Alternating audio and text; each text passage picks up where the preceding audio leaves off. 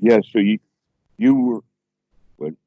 Okay, now you were talking about the fourth tetrad and using the concept of a letting go. That's uh, let us say that every time the mind is caught with sati way or wandering away, and we bring it back to the present moment. In a way, that's a little bit of a letting go. That's a Mm. buildup of the letting go. And but it's done almost at a level of just merely part of the process. But the way that the Anapanasati Sutta is structured is that fourth tetrad, the last item on the list is what I I actually don't know what the Pali is for it, but the English language word is that Bhikkhu Bodhi has used is relinquishment, Mm. and um, relinquishment. Uh, it has actually a deeper meaning than just merely letting go. That in fact, relinquishment really it has for ordinary people, especially, it has phases that we would go through. An example would be someone dying in the family, but another one, an easy way to look at it, is selling the car. Okay, I've decided to sell the car, which means now the beginning amount of relinquishment is there. So now I put an ad in the paper. That's a little bit more relinquishment. Mm. Somebody answers the ad and comes, looks at the car, and that's even more relinquishment. And now you strike a deal with him, you get his money, and off your car goes. And all of those other little relinquishments were just getting you ready for watching your car go. I mean, now it's gone. That's the relinquishment. Is when you have to let it go now. You've gone too far into the process, and so now Mm. it's a done deal. Before we think we're pushing it towards the selling of it or the relinquishment, but it's like it's gone. I've lost it. And then more relinquishment is when we have those thoughts, because the Buddha is actually quite big on this part of the relinquishment, and that is the relinquishment of having remembrances and recollections of that car and how much I liked it and how much I missed it. But now we're dwelling and living in the past. Now we've reached magical land, and Mm. this is nothing but a form of suffering. That the right time to really relinquish that car is when it's when it's driving off, and now it's gone. But we don't do that. We keep bringing it back. I've got several different motorcycles that only come back to burn my mind. I didn't quite let go of it when I let go of it.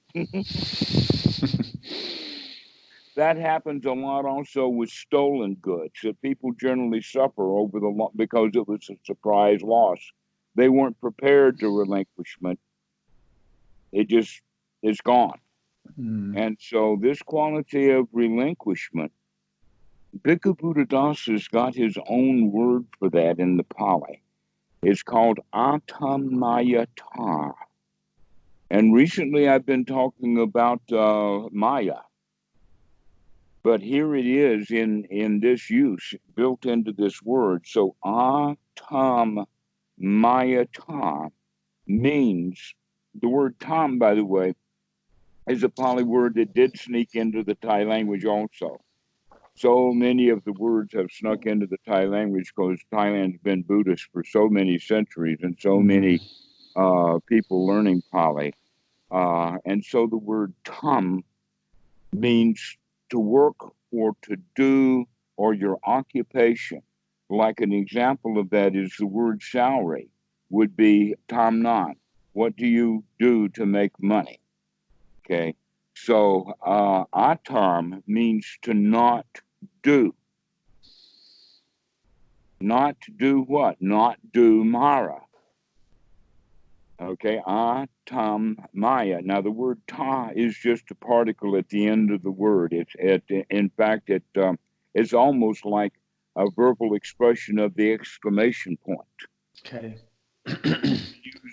In the Pali, you often find things ending in ta or ti, which is basically the end quote or the explanation of what's being said. So atamaya ta, that ta is really, really hammering home. We ain't going to have nothing to do with Mara. Well, let's look at Mara for just a second because it's quite interesting. I'm using the word more and more often because the Buddha used it at a particular time and place that was so appropriate. Mm, When at that time, after he had crawled out of the creek, recognizing that the austerities that he was doing was was not giving him enough strength to even stay alive, much less to come to the end of suffering. So that's when he had the rice and the milk, the porridge with the cowgirl. His buddies saw them. They actually that was happening for quite a while because he was getting fat. I mean, he was so skinny, and so uh, rice and milk. After a few days, he's going to start putting on some weight enough to where they really noticed it. They were aghast and they left. Luckily, they didn't go too far. They were up at Isatanya, the deer park.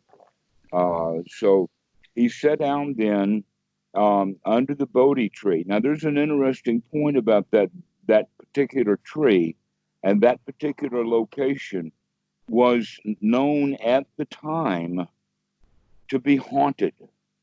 This was a spooky place. This is a place that nobody would go. And so the Buddha went there for two reasons. One is because he knew that it would be secluded, that when he's in that area, ain't nobody going to come. It was haunted and spooky. The other one was that he knew that he would find what he was looking for there, if no place else. That if there was something spooky there, it would come for him. And so he's out actually looking for spooky. This is part of the reason why that word Mara is put into it, because the older definition or the more uh, definition that is known is that's the devil. mm-hmm. Mara is the devil, often painted with a black face. Um, it also has to do with the world. But Mara is looking at it in the sense of the Four Noble Truths is that Mara is just another word for the cause of dukkha, the Mm, cause of suffering. So he's making it real. He's taking out of the world of magic. But you know, the devil, that's sort of all the world's problem. So um, this this devil or this Mara has three daughters. mm, Those three daughters are Moha, Lobha, and Dosa, which are mm. three characteristics of the second noble truth: greed, Mm, ill will, and delusion. mhm, And so, uh, whenever he was then sitting, um, this is just a kind of an idea that I've had putting things together rather than finding actual sutta stuff for. So, this is the point: is that generally people when they have desire for the jhanas, they're practicing for the jhanas, then they zip right through the first jhana. They don't stay there.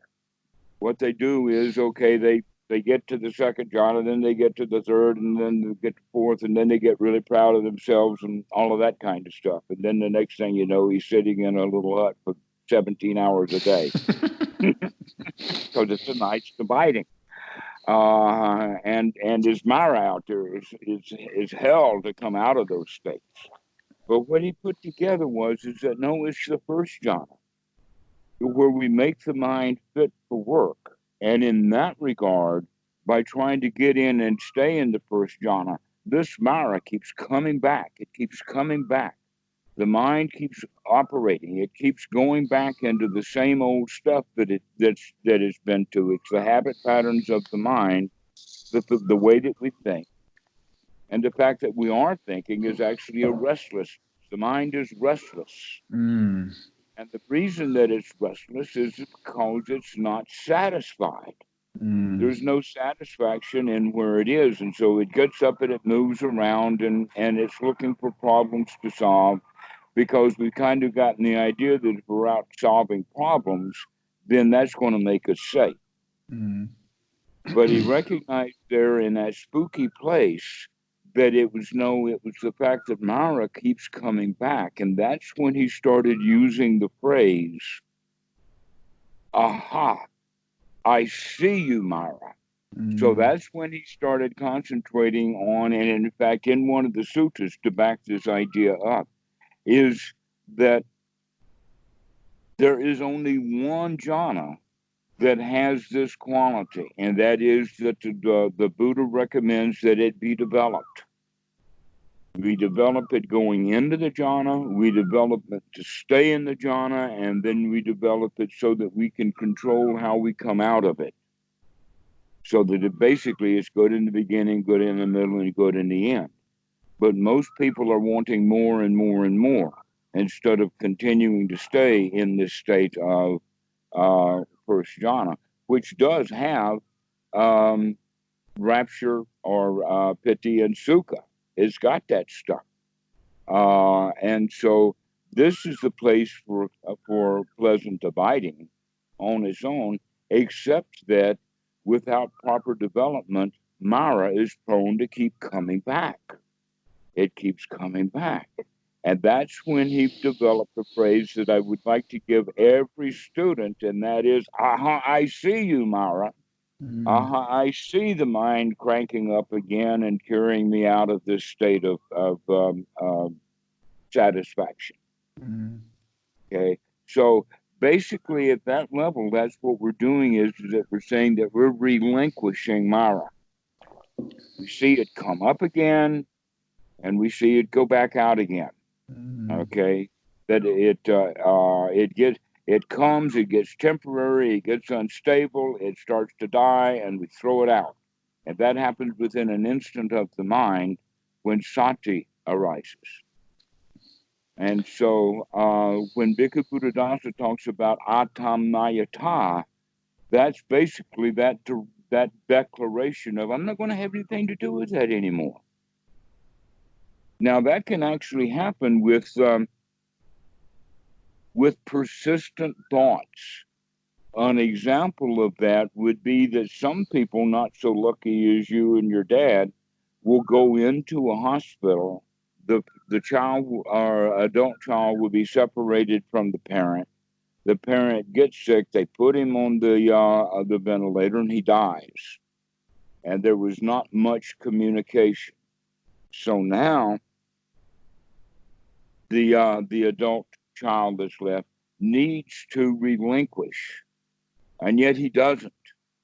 That the dad will burn his mind over and over and over and over again. The same thing is with the loss of a mother, but it can be the loss of a spouse or any family member, Mm. or even the loss of a car. That Mm. we keep bringing it back. That's the Mara that keeps coming back and coming back. The old illusions, the old Mm. memories, the old devils that bedevil the mind. Mm. It's where the meditation is such incredible training for life, because since starting talking to you 6 months ago, that process of sati and seeing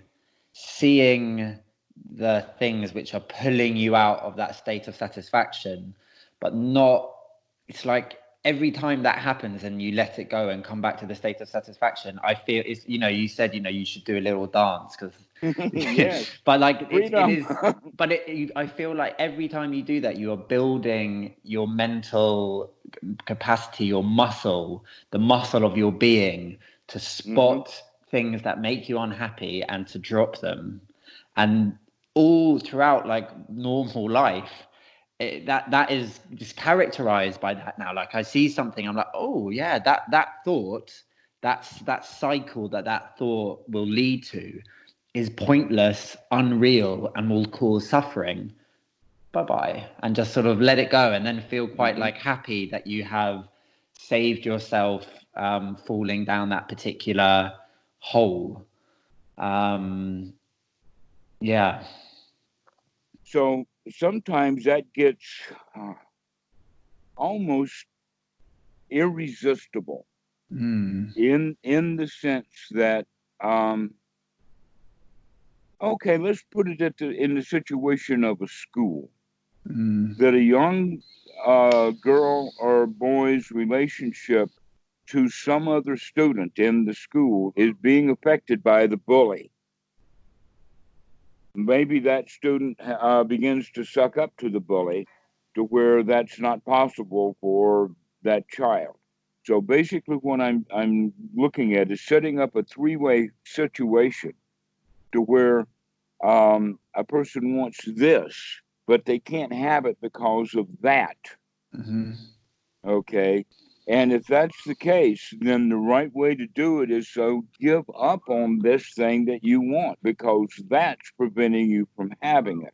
In other words, give it up, relinquish it, let it go. This is the time for atam mayata. Why? Because it's my wanting that friendship or item or whatever like that. A clear example of that is keep away. I want my ball and they've got it and they're bouncing back and forth and I'm in great pain.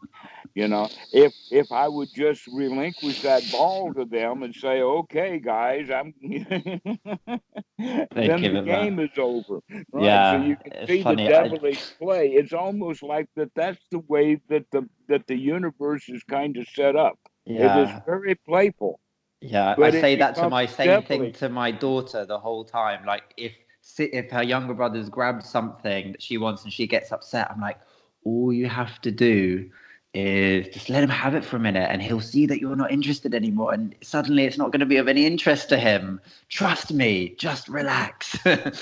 It'll be fine. Well, that winds up being then a major lesson in a child's life. If you can teach her that, she will have a much happier life. Because otherwise, we will constantly be chasing after things that circumstances or some individual is having a delightful time over not letting you have it. That's what gives it that devilish quality. And so the way to handle the devil is by just simply giving up, letting go, relinquishing it. Atam mayata. Don't do anything with this. Specifically, like relinquishing the craving, right? That's the That's exactly. mechanism. Yeah. hmm Relinquishing our own craving is really what we're relinquishing. But that then has an effect upon the world that means now that I'm not craving that item or that person, then that takes the power away. That in fact it was my craving that gave it value. And that value that it was receiving through my craving affected the situation in very complex ways.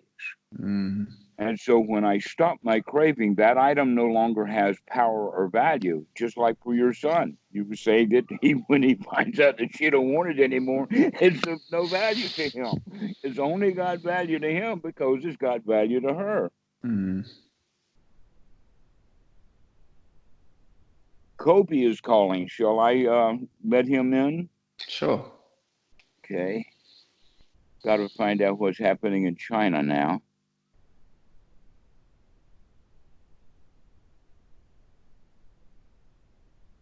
Hi, Dhammarato. Can you see me? Hello, Kobe. This is Matt. Matt's in London. Hi, Kobe.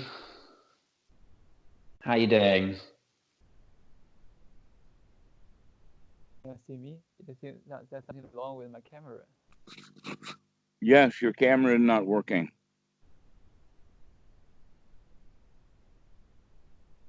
Okay. Hopefully you can see me now.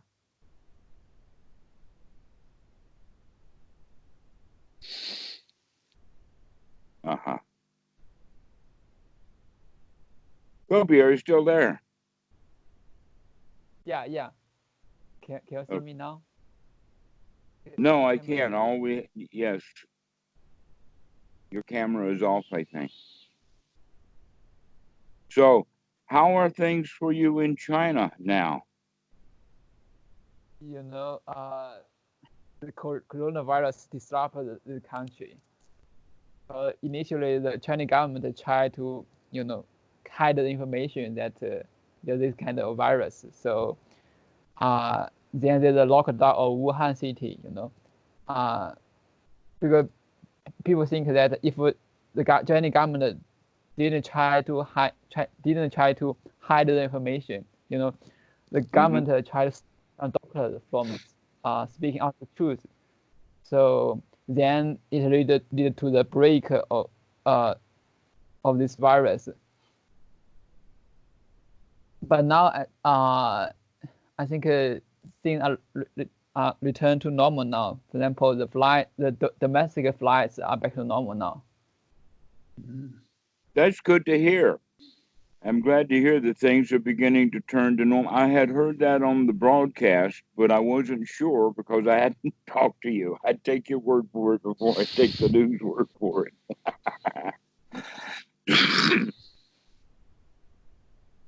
So glad to hear that things are returning to normal. Matt has just reported that his father was hospitalized and quite sick, but that he has come out of that and is recovering well. Yeah.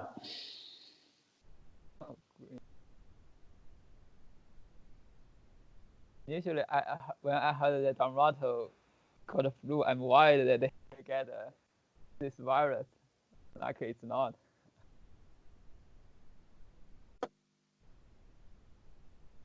I didn't quite catch what he said. Did you get that? Because Dhammarato, you told me that the same day you caught the flu, right? I was worried that you may, get infected by this virus.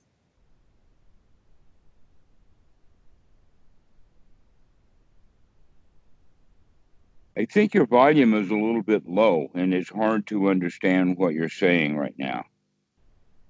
Maybe I'll turn off the call to adjust my microphone settings. Then I'll call later. Is it okay? Oh, okay. All right. Yes, I'll talk with you later. Yeah. See you soon. Thank you. I see you soon. Okay. Bye, Kobe. Bye-bye.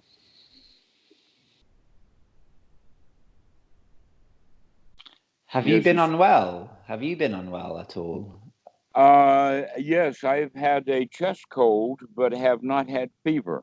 And a bit of sinus. That's given an opportunity to spend time intentionally breathing, making sure to get the breath, especially sleeping at night, to wake up and start breathing again. That I recognized that letting it go to normal in the sense of whatever the body's going to do for itself while a person is asleep left me tired in the morning. And I kind of put that together with the idea that that's part of the reason why old people feel tired is because they're not getting enough air, not breathing well. But adopting the posture of laying on one side with the intention of maintaining that helps wake us up during the night so that we can continue to make sure that we're breathing. It's very interesting now that I've been paying more attention to it. I recognize it as kind of a normal thing for people to wake up 5, 6, 7, 8 times a night. But then we're not really up for it in the sense that we're not fully awake, and so we kind of go back and forth to sleep. But sleep goes up and down like that. Yeah, but unless you're planning on paying attention to those surfacings. If you plan on paying attention to the surfacings, as you say, you really notice them and you can bring yourself up properly. Whereas if you're not they barely register and you're back asleep. And then the breathing doesn't change, or maybe we just kind of roll over. Yeah. And that's about all we do. We wake up just long enough to roll over.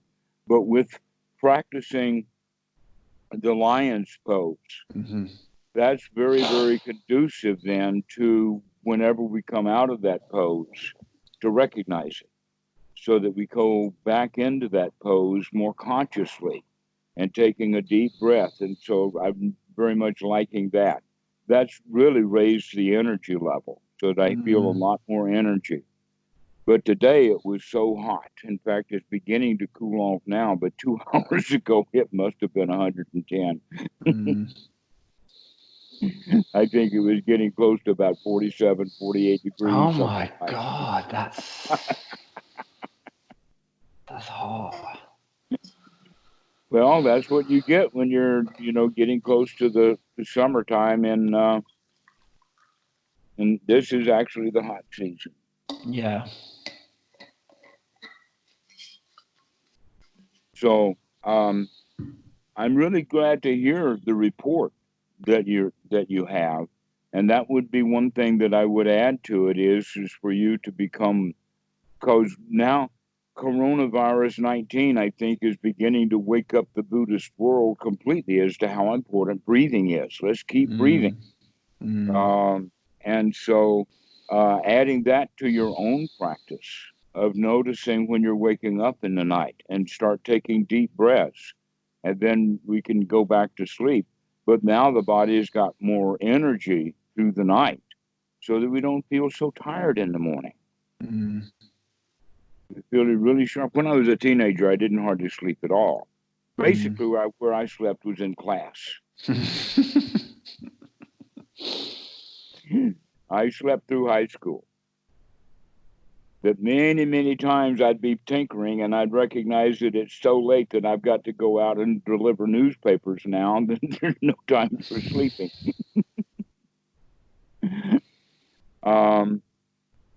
But only young can maintain that kind of lifestyle. That when we get older, we need to continue to get the rest that we need. But if that rest is just merely sleep, then it's not so much value. That we actually need the air. We need to get ourselves back up to the energy level to be, let us say, satisfied with life. We had a really good chat maybe 3 or 4 months ago all about kind of bringing that sati into the sleeping process, and kind of the attitude that you have as you kind of settle down into bed, and the lion's posture. And I've actually maintained that. I now sleep in lion's posture every night, and it is brilliant because it brings you have that kind of those little wake ups. You become aware of your posture. It's like a mindfulness of posture over those 7-8 hours. I enjoy that, actually. Well, based upon everything that I have seen through, mostly it has been on movies. But when people wake up, the first consciousness that comes is either tactile or proprioceptive. It will be the body that wakes up. It is not the opening of the eyes. Sometimes it will be hearing. But I guess, in fact, if somebody did turn the lights on in the room, that would be enough to wake someone up if they're, let us say, at something a little better than really in deep sleep. But normally through the night when we're waking up, it's because we actually do become aware of the posture of the body. And so with the intention of maintaining that lion pose, of sleeping on the side, which is really conducive to breathing, then whenever we catch ourselves out of that lion pose, wake up. That gives us an opportunity to do some anapanasati, maybe just 1 or 2 breaths, and then we go back to sleep. But just taking a few breaths, it also feels so good, so relaxing. Just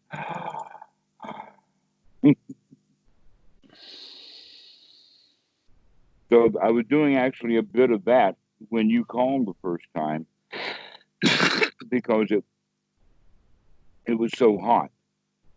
But after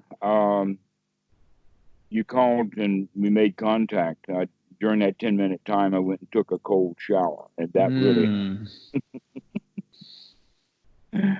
And so having a nice cold shower helped cool the day off. So now it's 3:30. I think it's still pretty hot. And one of the things to really notice is that everything is really still. Very few of the leaves on the trees are in motion. I see some over in that area, yards from here. So it's actually what makes it hot is the fact that there's no breeze at all. And whenever that happens, that's when it gets hot on this island. Is when there's no wind. If there's a sea breeze or a land breeze going back and forth one way or the other, it's cool. But when there's no air moving at all, even if you've got a fan on the porch, that's not going to help because you're just going to stir the earth right in your little vicinity. And move the hot air somewhere else, right? Right, There's no just coolness. moving the hot air around Yeah. the porch. Exactly, that's all we're doing. But now I notice that the wind is beginning to pick up, which would be right. I think that the wind, in fact, is picking up now. And that's what is driving the temperature down, is when the wind picks up. It's kind of hard to tell, in fact, which direction the wind is blowing, because it almost feels like no matter for where we are right now, no matter what time of day, whether it's a land breeze or a sea breeze, generally the wind is coming from that area over in there, and it comes this direction, which means that it would always be a land breeze. But the air itself is much more complicated than that. It has to do with house locations and whirling and all of that kind of stuff.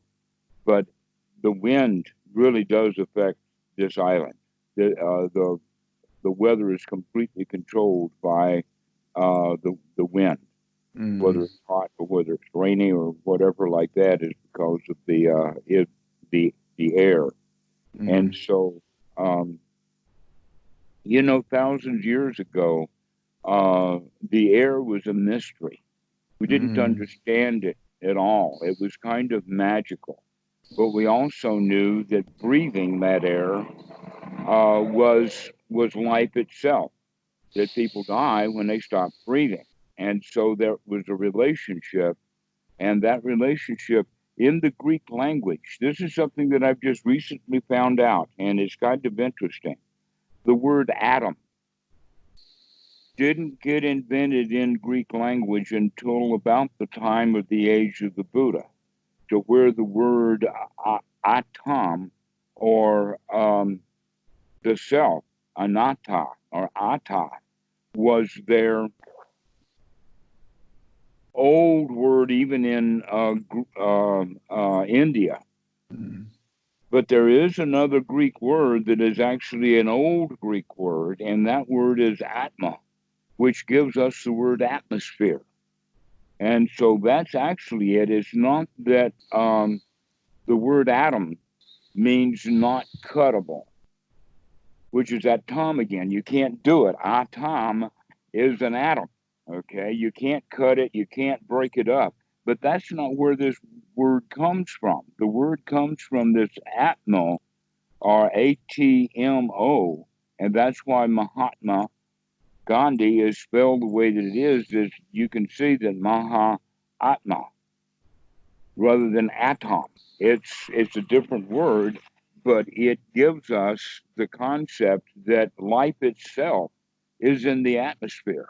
It's like the breath of life idea in Genesis. It's like God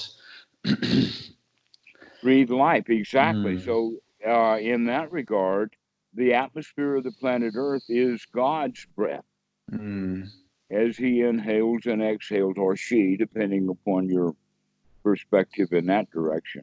But we generally think of Mother Earth, and so it would be Mother Earth's breath.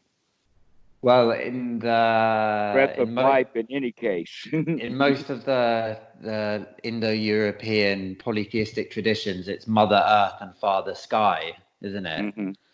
So then the atmosphere is kind of between the two. What does it belong to? Is it the father or the Well, mother? if that's the case, then that's the meeting of them together is then the breath of life, or the ability to live and to breathe. Uh, but the Buddha is teaching that there is no self, or that it is not atom, it's an atom, anatta, which means that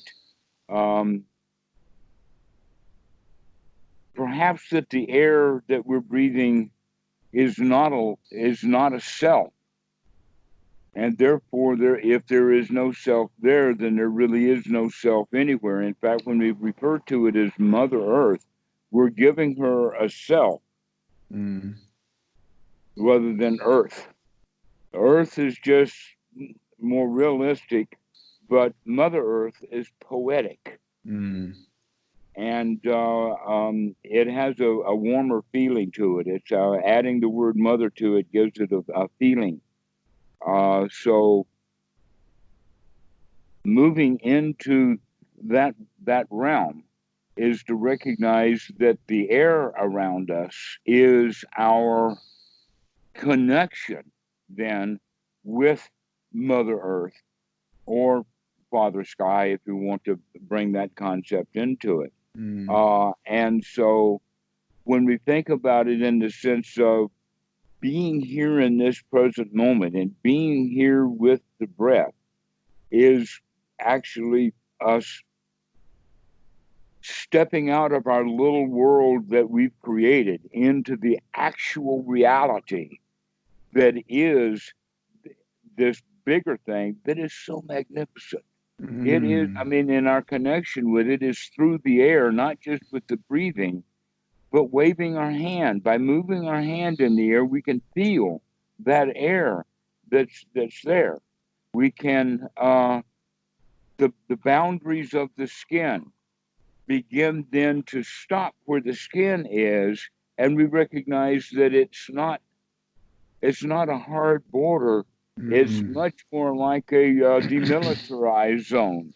That there's a big, wide boundary that is hard to see. We don't, in fact, it's almost no boundary at all between the skin of the human and the environment that he's in. It's like the boundaries break down as we join this here This is now. actually often the place that I feel into towards the end of a sit. It's like this sense of like the engagement with the here now and the expansive letting go into it through the breath, through the sensations, through like all the senses, just completely letting go into it, a real sense of joy, and the realization as well that there is no self, and the joy comes through the letting go of this and the opening up to this. Right. And it's such a You just made my connection for me. Right. We Sorry. have to let go of that. No, that's excellent. You got it. Okay. The letting go, the relinquishment, the atam mayatam means I'm not going to have anything more to do with my own world. I'm going to join the real one. And I do so by breaking down the boundaries. And then we have this boundless space that we're a part of. This is also part of the connection with compassion, that we begin to see things as all together rather than individual pockets of Mara. And so when the Mara is let go of, when we finish with our own ignorance, ill will, delusions, and that sort of stuff, then we can join this bigger universe. I always like the joke about the Dalai Lama goes to the UN, and while he's there, he goes to the hot dog vendor in New York and says, "Make me one with everything," because that's basically what we're talking about is becoming at one or a part of um, this hot day, basically. To just be part of it. It's that's the liberation. Real liberation is to let go of whatever it was that we were clinging to relinquish. That's why that's step number 16 of Anapanasati. That's the end of the journey right there. Is the big getting letting it go, cleaning house, throwing out the garbage. But you're practicing it We're every step of practicing the doing it. way for the big one. And well, even when they get really big, they still happen one after another, because the Mara will always come back. We will always have selfish moments. And the more sati we have, then the shorter those times are. And the longer our time can be of being in a deep state of satisfaction. And the more we let go, then the deeper that satisfaction becomes. One of the ways that I talk about this is that when someone has gone a long, long time without shaving, that first time that we shave, Dole's razors is hard to do. The skin is damaged, perhaps bleeding here and there. But if we keep shaving, then we get quite good at it. That if we shave often, then the new shave, there's very little to do. But we're never going to get to the place that I'm such an excellent barber for myself that the hair stops growing out of fear. Fear of the blade. Fear of the blade. I better not go out there. I'm going to get cut up. It doesn't really work like that. We continue to shave, but now we don't mind doing it. Now we're in such a good habit of being able to do that we can never mind. We can relinquish and we can finish up in it, and it's easy. And so this is one of the ways of recognizing the practice itself, is that it gets easier and easier and easier, almost to the point that the effort that it requires becomes energetic, that we're so eager for it that that there's no effort left in shaping the mind in that way. So that Mara is still going to keep growing, and we keep saying, "There you are, I see you," and that's how we keep doing it. And the sooner we see it, then the easier it is to just throw it out. Our barbering has become so good that it's nothing more than, except that is even more than, because it's a mental, and out it goes, because we're getting good at it, but it's still going to come back. But we do know that no matter how many times it comes back, we can still throw it out one more time. That's when we get really good confidence. And that's when you have the faith, and you've experienced it so many times that the doubt is not there. You can even be in the midst of anger, selfishness, hurt, selfish feelings, but there's a part of you that's like, this is going to pass, and then a little bit I can already start letting this go, and this isn't reality. This is just like one constricted feeling which will be able. Exactly. Then, in fact, that's the thing that's so beautiful about it, is the clinging takes so much effort. And it's the continuing to cling that makes it hard to let go, is because the clinging is still there. So in that regard, the atammayata part of it is to loosen your grasp, to actually want to let go, to recognize it as Mara and say, Atam Mayata. I'm not going to mess with that stuff. It's the recognition, though, because you need to see it firsthand. You need to see how that kind of self-referential thought is suffering, and unless you're actually seeing that in really close detail in the mind, then you just be like, no, that's just the way the mind works. The mind thinks like that. But until you actually see it and see, oh, that's not as nice as this. Right, exactly so. This is why the training starts with the breath. It's almost like a challenge. And the challenge is, you can't even look and watch your own breath. Your mind will wander away. And the students will say, no, it won't. I'm going to be able to do this. I can watch my breath. That's an easy thing to do. And then we find out, no, it's not. It's not that easy. But with practice as a skill, you'll be able to come back more and more often, easier and easier. But that the normal way that the mind works is to wander off. That's just, it's a kind of an associative memory system. What's interesting as well is that, like, sometimes the mind can wander, but in a non-attached way. So, like, for example, I went for another walk in the woods yesterday. I went into school finished at 3:30. I went to the woods, took myself like an hour-long walk.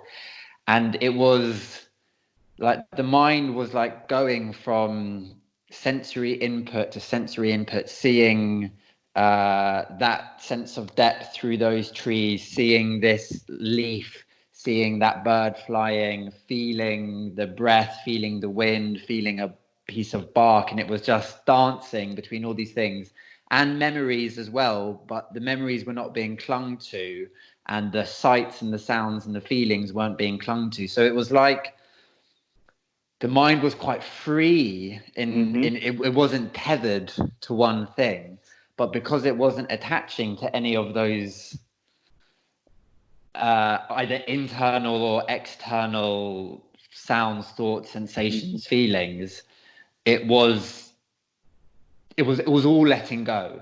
There was no what a marvelous there. walk. That's It a was really way. Yeah, marvelous walk. It's funny.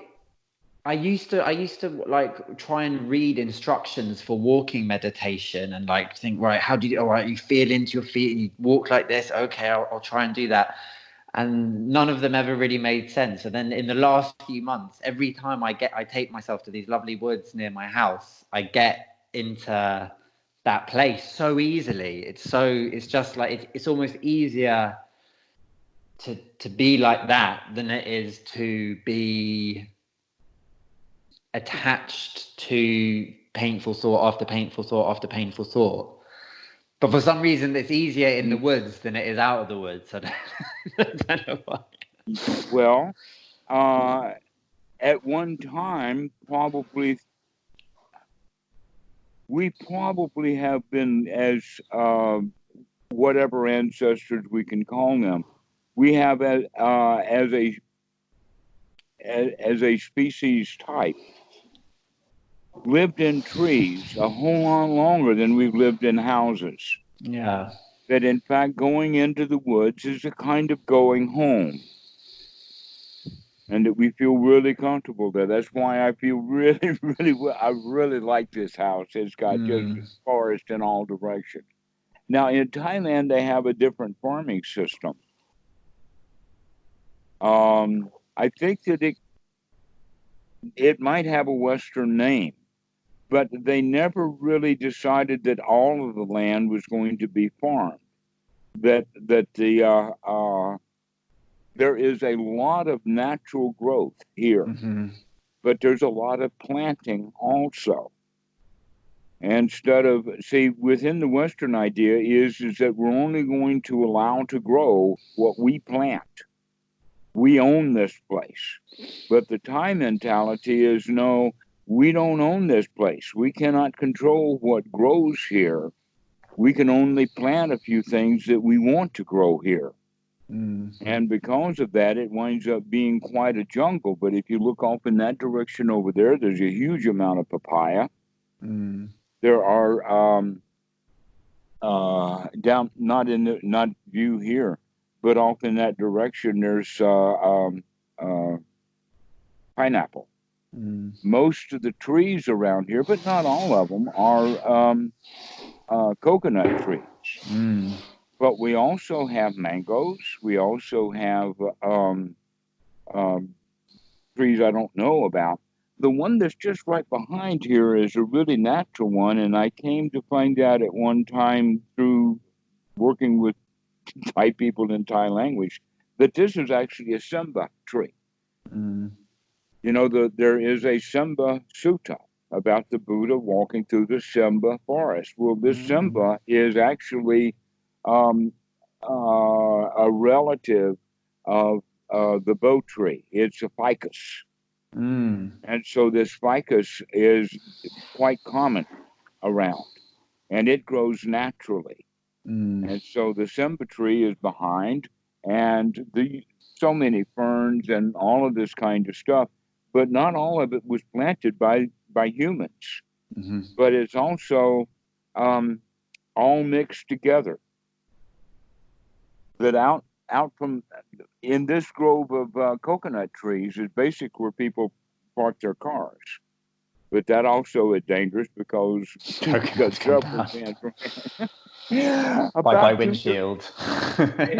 About 2 years ago, Pom had brought his car from Udon Thani, and that he actually wanted a particular parking place, and he moved the truck and he moved his car into this area, and the next morning the windshield was broken. Oh gosh. And so we have to, when we're parking, we have to park to make sure that we don't park it so that the windshield is under the tree, because it will break windshields. But if it bounces on the roof or whatever, or in the bed of the pickup, it doesn't mean anything. And so that's the kind of environment that we live in, is in fact it's a forest, but it is also a garden or a salon. And that's the word for Wat Suan Mok. Wat Suan Mok is a garden, and it's cultivated, but it's primarily wild. The trees that grow there, they don't normally plant any trees at Wat Suan Mok. They just let it grow. And so you can look at it on a satellite photo from Google Earth. In fact, I'd really like to go and look at Wat Suan Mok from the air like that. Because there's this one huge area. Actually, there's several dots, but most of it is cultivated, and you can see the difference between cultivated areas, especially the worst ones of all is the rubber trees. Because when the rubber trees are planted, especially in rows, then they kind of kill everything underneath. The same thing is true of the eucalyptus. Thailand was really big into bringing eucalyptus from Australia, and finally the foliage got used to it, but they never got used to the rubber trees. So rubber tree plantations are very easy to spot. But if they have a whole lot of trees that are put in rows, then you can see that. But then when you see this big splotch of land, there's just no rhyme, no reason to it. It's just green. You can't tell where one tree stops and another one starts. That's the old way of farming in Thailand, of to not plant in rows and making sure that you're getting good value out of it, because the trees are just as close as they can be and still be productive. Oh no, in a wild place, trees don't make those decisions. And so the thing though that's interesting is that under the canopy are all kinds of trails, cooties, and all kinds of stuff, but that none of that can be seen from the satellite imagery, because the tree canopy just covers up everything. But when I point out, the road starts here, and it goes to this point here, and you can say, okay, I can understand that there's a road there, but there's no sign of that road. You can't see it. You have to get on that road rather than being, up up there with the Skyfather with his satellites.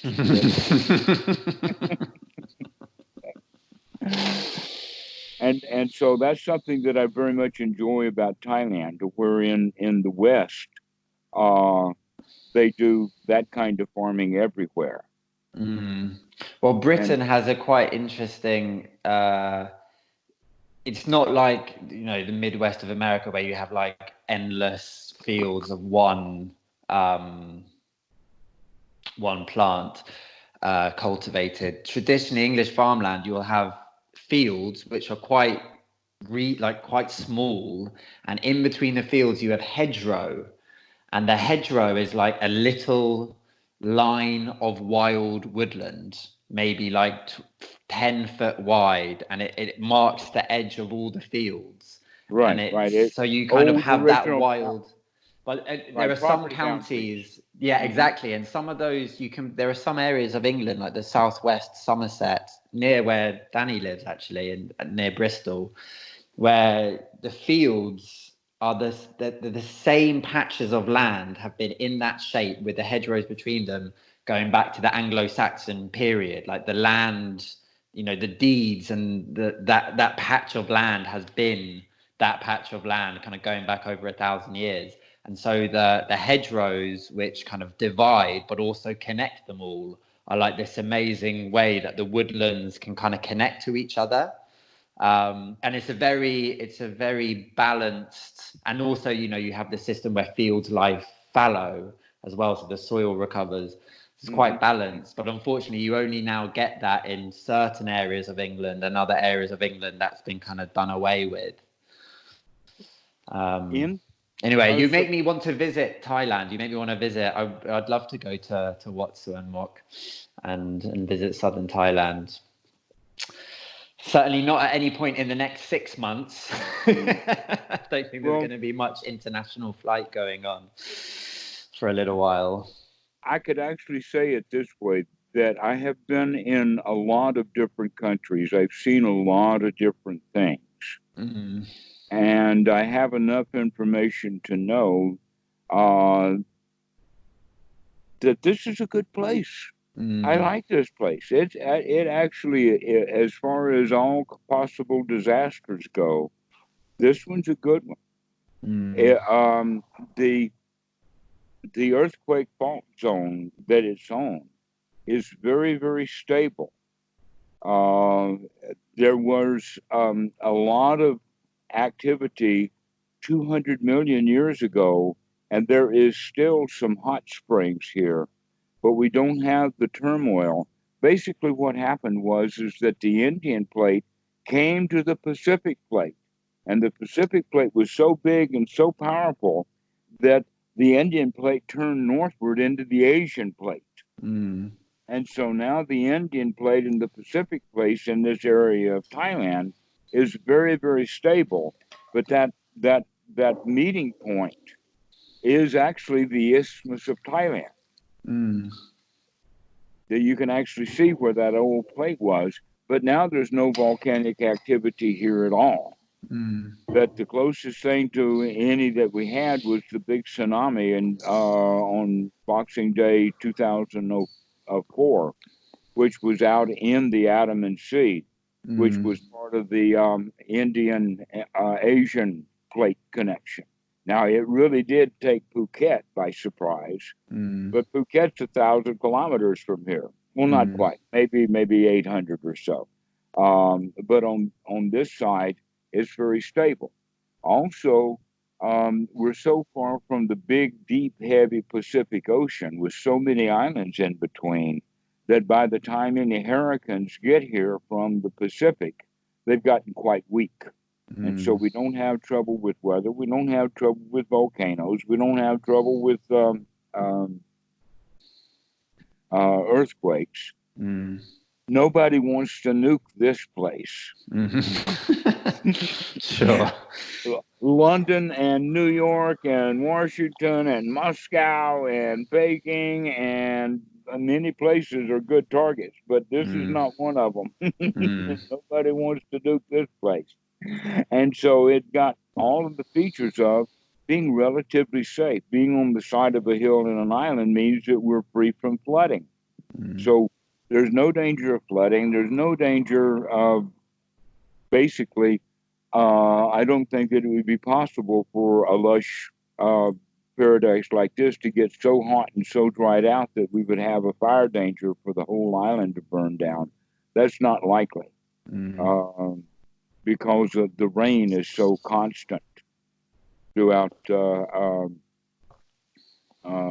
and it's also right on the island. So the water table is really, really good here. We have really good water.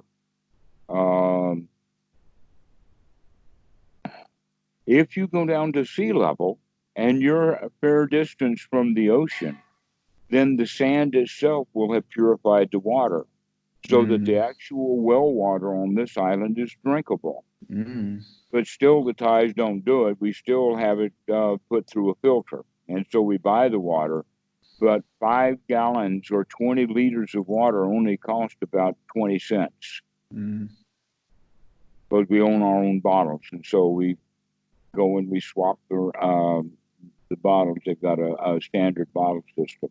And so we buy drinking water 100 liters or more at a time. Go with the pickup and bring it in. And so we have all of that water. But the shower that I took not long ago was from natural well water that's available here on the island. So this is a paradise in all of those realms. It is such a safe place that there's no danger here. And it's also quite a tourist destination, especially for Eastern Europeans. This is a party town. But right now it's not. No.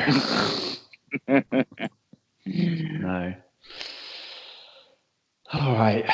Dhammarato, it's been such a pleasure talking to you. Look after yourself. Atamayata. Let it go. Let it go. Keep breathing. Keep watching your posture and enjoy. Yes, and I've got some callers waiting, so we'll finish this off. And good to see you again, Matt, and we'll get you later. Okay. Thank you very much and take care. Okay, bye-bye. Bye.